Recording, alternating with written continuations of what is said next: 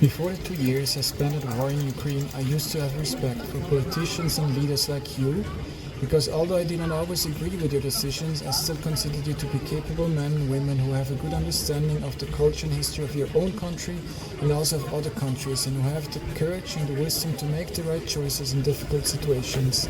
But now I must say that you got only into your position because you grew up in a wealthy family who could pay for your higher education and for your political campaigns, and you yourself worry only about your own popularity and your own success. You have no idea how it feels to be poor and needy. You have no idea how it feels to lose your home and family.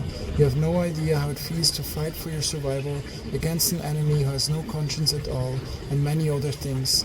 You just talk, make a lot of false promises, exchange pleasantries, and enjoy a fat bank account in a peaceful environment. In short, you live in your bubble and have no sense of reality.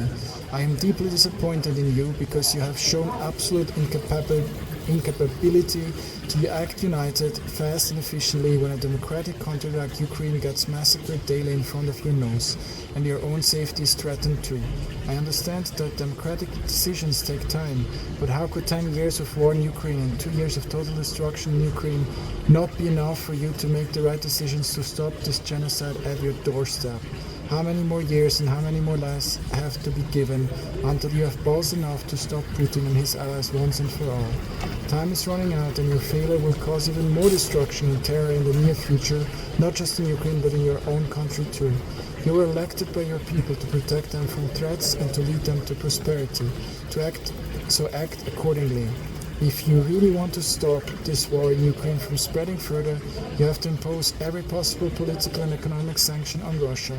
You have to send all of your troops and weapons to Ukraine and the Russian border. You have to defeat the Russian forces in Ukraine together with Ukraine, and you have to ready all of your nuclear weapons to annihilate Russia from the world map if Russia dares to use its nuclear weapons. This is the only language Russia understands and the only way how Russia will comply with the terms of the democratic world. Any negotiations and peace agreements with an undefeated Russia will play into Russia's hands to prepare for an even greater war in the future. If you really want to prevent the Third World War from happening, you have to defeat Russia now. There is no other way. As a Swiss citizen who gave up literally everything to fight for the freedom and independence of the democratic world, I urge you to stand united against Russia and its allies and to go all in to preserve freedom, independence and democracy. The democratic world is one family and has to protect his family at all costs. Otherwise, there will soon be no future for it.